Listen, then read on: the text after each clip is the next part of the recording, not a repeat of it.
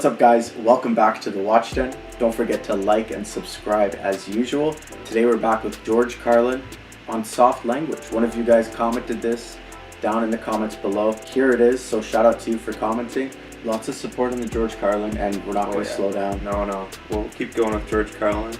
He hasn't missed yet. He's the GOAT as far as we're concerned. We haven't seen anyone better than him. I don't think either of us have seen this. Never. On soft language, doesn't ring a bell. But before we get into it, gotta say we made a George Carlin playlist on our YouTube channel, so if you want to go check that out, we've definitely got a lot of George Carlin reactions going. So if this doesn't get you full, your George Carlin appetite full, then go for it and just watch that playlist.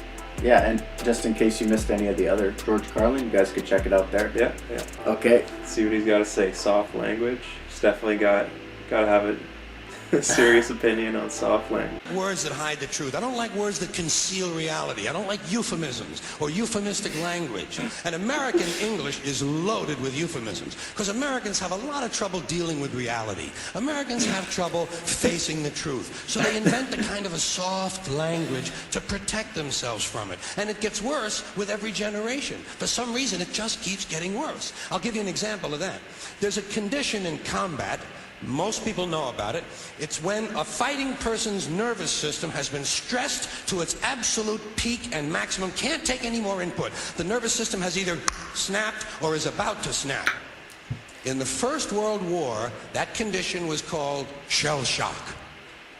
Simple, honest, direct language. 2 syllables, shell shock. Almost sounds like the guns themselves. That was 70 years ago. Then a whole generation went by, and the Second World War came along, and the very same combat condition was called battle fatigue. 4 syllables now. Takes a little longer to say. Doesn't seem to hurt as much.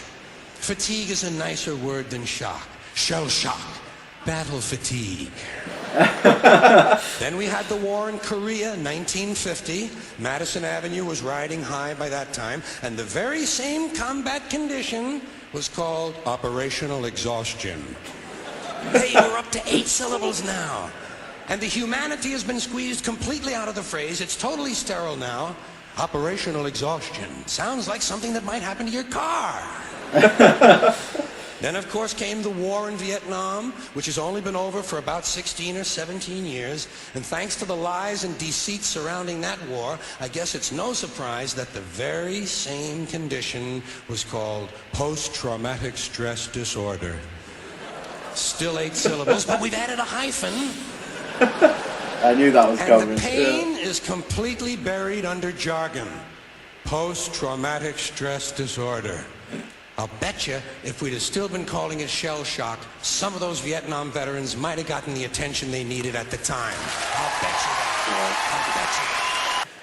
Yeah, man, he's right. Like, I don't know who else would point that out. Like, I didn't realize, like, I'd heard of shell shock, learning that in history class. But the other 2 after that I'd never heard of. But it's just funny. I don't think anyone else would notice that, because he's just so, like, obsessed with language and stuff like that. Yeah, and I heard of that phrase too, shell shock, but I didn't know it meant the same thing back then as PTSD does now. Yeah, no, that's crazy. But he's right though. Like it's probably someone like just changing the name to make it sound more clinical and like he says, take the humanity out of it. Yeah, for real. Yeah. For real.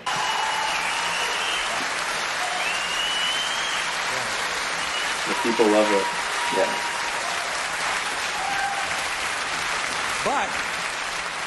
But it didn't happen, and one of the reasons is because we were using that soft language, that language that takes the life out of life. And it is a function of time. It does keep getting worse. Give you another example. Sometime during my life, toilet paper became bathroom tissue.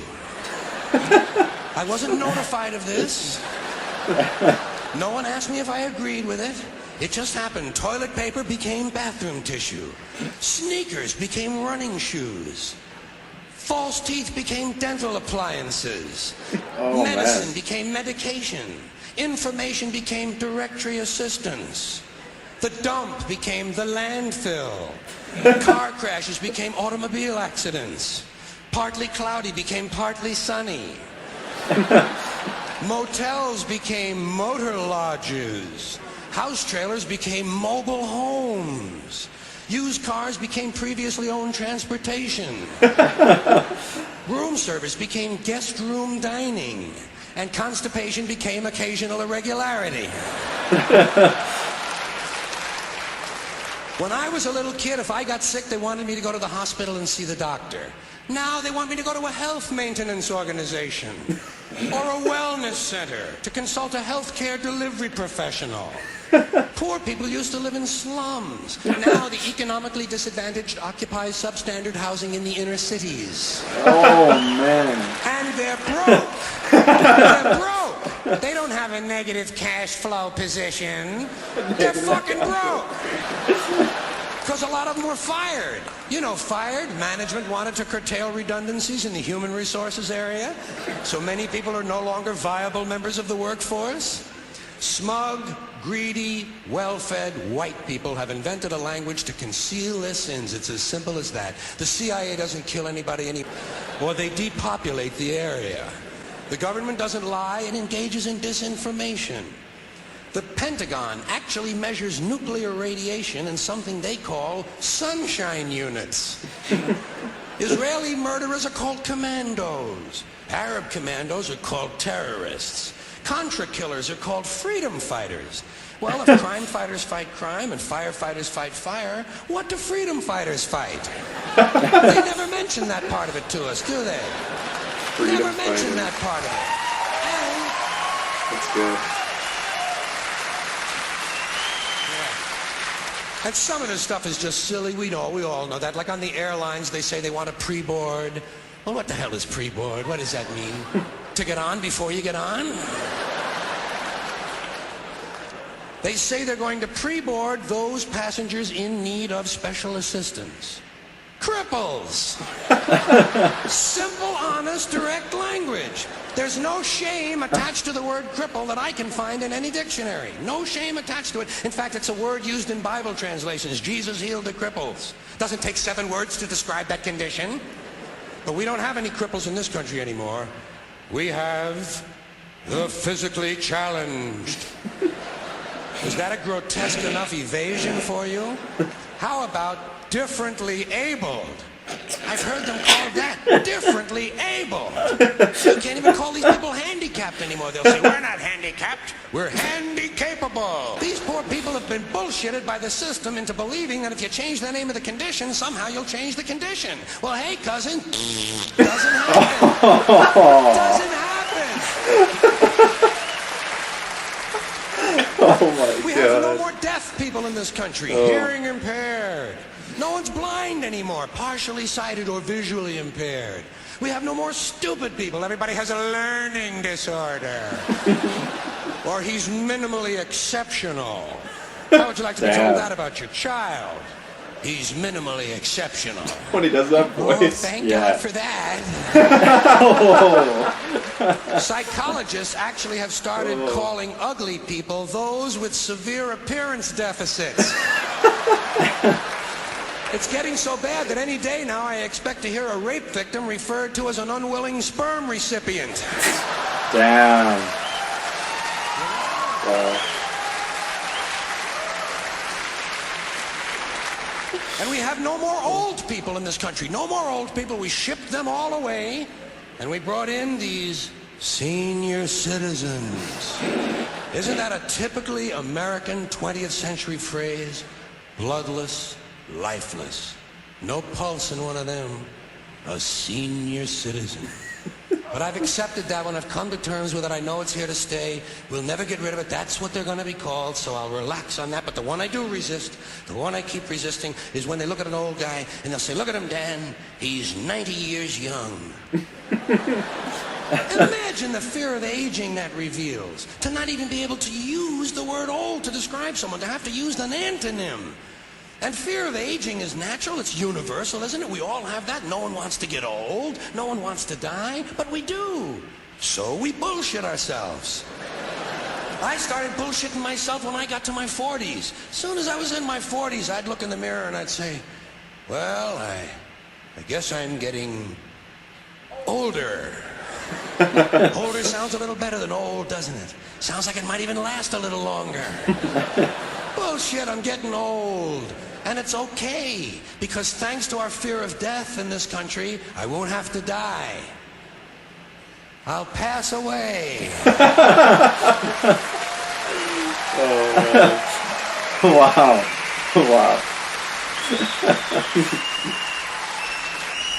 Or I'll expire like a magazine subscription. If it happens in the hospital, they'll call it a terminal episode. The insurance company will refer to it as negative patient care outcome. And if it's the result of malpractice, they'll say it was a therapeutic misadventure. I'm telling you, some of this language makes me want to vomit. Well, maybe not vomit. Makes me want to engage in an involuntary personal protein spill. Wow. Thank you all. Wow. The Super legend. creative. Yeah. Yeah. That old people stuff. Yeah. Gotta say, I recognize the second half of that bit. So I think I've seen that somewhere, but it was still good. It's very good. He did it again, man. He did it again. The old thing was 90 years We shipped young. them off, brought in senior citizens. I like how he mentioned already a few times with the soul, you know. I guess that's what he believes, that we have a soul inside of us. And he doesn't like it when they, like, words like senior citizen, that's just a robot to us, you know. Yeah. Or like in movies they use that word too, Yeah, right? it just takes the life out of everything. Yeah. But yeah, like I said the first time we stopped it, like no one else can come up with that stuff. No. Just his like study of language and the way, and he's right. Like he's calling it soft language here, and like he's right. Like people like will find new ways to say something because they don't want to like outright say what they're trying to say in a rude way. They don't want to offend people, and then eventually that soft language becomes offensive, and then we have to find something else to say. Like, it's just gonna keep happening. Yeah, it's a disaster, man. Guys, that was a good clip. Thanks for the recommendation. We found the recommendation in the comments, so keep commenting. We'll pick a recommendation from the comments, and we'll add that to our list of reactions next. And that was a good one. Make sure to like and subscribe if you want to continue on with the George Carlin videos, and we'll see you guys in the next one.